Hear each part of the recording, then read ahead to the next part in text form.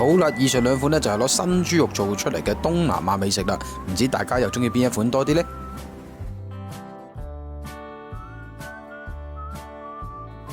大家好，我係朱 Sir 啊！咁差唔多成年幾日都冇去過啲東南亞嘅地方旅行啦，咁啊所以間唔中咧都會掛住下當地嘅美食嘅，所以咧呢條影片咧我就會教大家整兩款，唔係一款啦，係兩款比較東南亞 feel 啲嘅食物嘅。咁啊第一款咧咁啊就係呢個泰式肉碎生菜包，而第二款咧就係呢個粵式嘅米紙卷啦，跟住咧仲會教埋大家整一個粵式嘅花生醬汁，所以咧呢條影片內容係非常之精彩嘅。咁啊同埋啦呢一條影片咧我都會引入啦呢2年都比較新興嘅食材。新豬肉啊，咁走去做呢兩款菜式嘅。好啦，咁到底攞啲新豬肉啊、新肉絲啊，我嚟做嗰兩款嘅東南亞菜式，整得好唔好食呢？我哋而家就去片。好，我哋而家開始啦。嗱，咁呢度咧就有新豬肉1包，咁咧煮之前咧就連埋包裝浸喺清水嗰度，大約15分鐘就可以完成解凍噶啦。咁啊記得啦，48小時內烹飪佢。咁好多同學咧都應該煮過新豬肉噶啦。咁其實新豬肉係乜嘢嚟嘅咧？佢就係以呢個全植物性嘅材料去製造，純素嘅，無添加激素同埋抗生素啦，零膽固醇，比真正嘅豬肉咧係少成90% 脂肪，食起上嚟咧係更加安心同健康嘅。好啦，咁我哋而家就睇下啲垃垃雜雜嘅配料啦。咁呢度咧就有啲泰國嘅辣椒仔，咁啊大概呢啲尺寸啦，2粒到嘅啫。咁如果怕辣嘅同學咧，可以用翻啲甜嘅紅尖椒嚟代替嘅，咁啊有啲紅色好睇啲嘅啫。呢度咧咁啊有香茅啦，香茅就大概係1/3條到嘅，咁啊切翻碎佢。呢度咧就有2片檸檬葉切絲啦，乾葱1粒切碎，蒜蓉就2粒切碎。呢度咧就有豆角1條嘅啫，一條。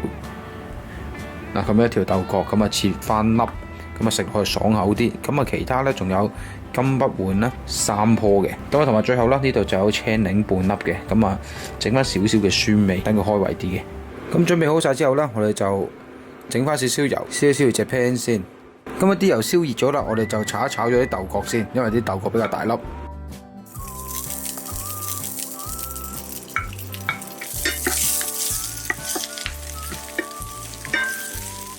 咁啊大概半分鐘後啦，我哋就加入埋其他配料。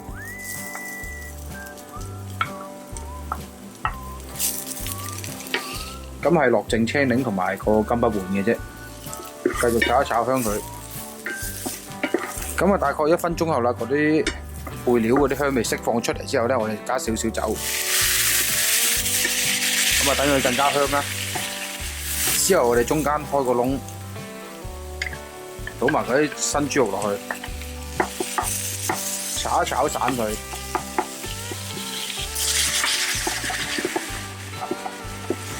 咁啊，散咗啲新豬肉之後咧，我哋就將佢哋炒翻勻佢。好啦，咁啊炒到啲肉變色啦，我哋最後收翻細小火調味啦。咁啊半湯匙到嘅老抽校翻啲顏色。好啊，咁啊約莫1湯匙嘅魚露啦。半湯匙到嘅蠔油，攞個鮮味；2茶匙到嘅糖，平一平衡個鹹味。撈一撈勻佢先。好啊，咁啊最後啦，試一試個味，睇下正唔正先。完全唔覺自己係食緊新豬肉喎。好啊，咁啊調味 OK 之後，我哋就落翻個人喜好嘅檸檬汁，等佢食落去有啲好 fresh 嘅感覺。跟住咧就係啲金不換包尾啦。如果太早落咧，佢會炒到佢變色唔好睇。好，撈勻佢搞掂。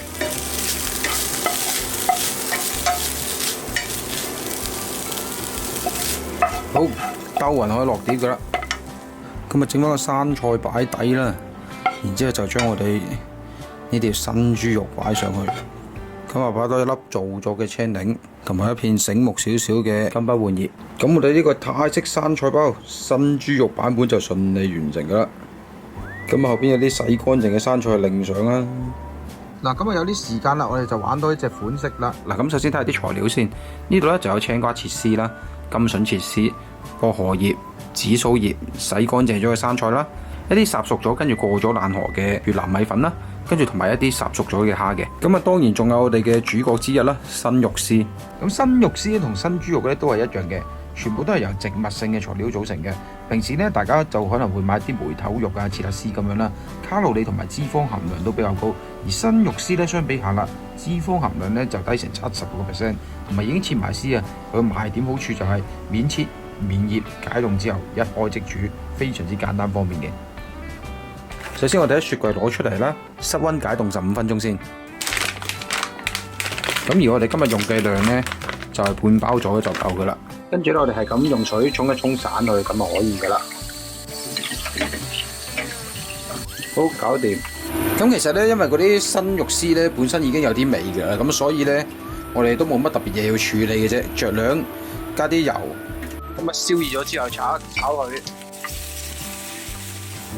嗱，咁好快脆嘅啫，炒佢2分鐘到，炒到佢有啲啡啡地色咁啊 OK 嘅。嗱，今日飲嗰啲米紙卷咧，通常得2款醬汁嘅啫，一款咧就係嗰啲魚露啊，加青檸啊，加啲泰式雞醬嗰啲嘅，跟住另外一款咧就係好似而家我呢一款啦，花生醬。咁我個人咧就喜愛花生醬多啲嘅。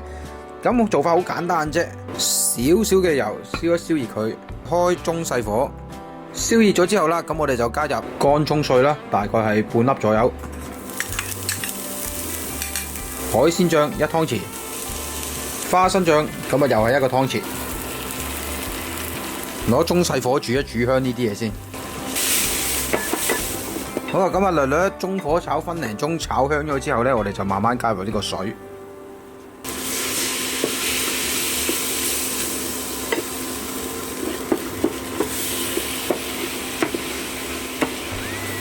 咁啊，大概係80克度嘅。好，咁啊，略略煮一煮滾佢，我哋就可以熄火噶啦。試下味先，哇，超級正！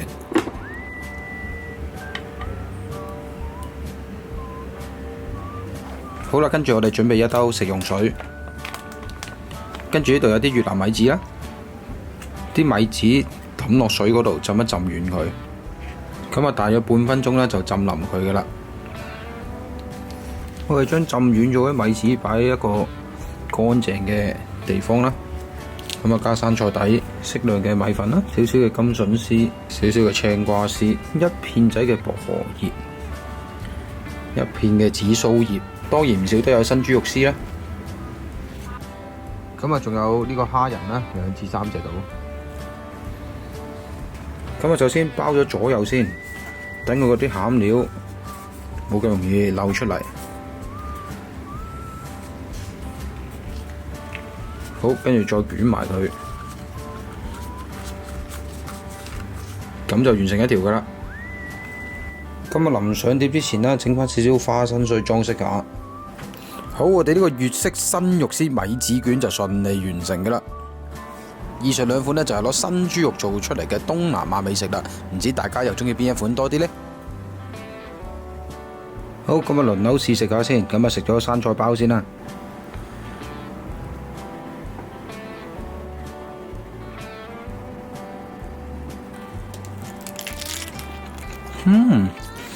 呢啲地皮完全呃到人，真係唔講呢，唔知係新豬肉啊！啲生菜夠爽，啲豆角又爽，嗰啲配料夠香，香茅啊等等乜都夠香嘅，又有少少檸檬汁，同埋一個我最中意嘅金不換嘅味道，成件事加埋係好 match 嘅。最緊要就係真係完全唔覺係食緊植物肉，好食。再試越南米紙先，哇得喎！完全同出面買嘅一模一樣喎，嗰啲米紙又煙韌，跟住嗰啲蔬菜又夠 fresh， 再加埋嗰個秘製醬汁一流，嗱聲食多啖先。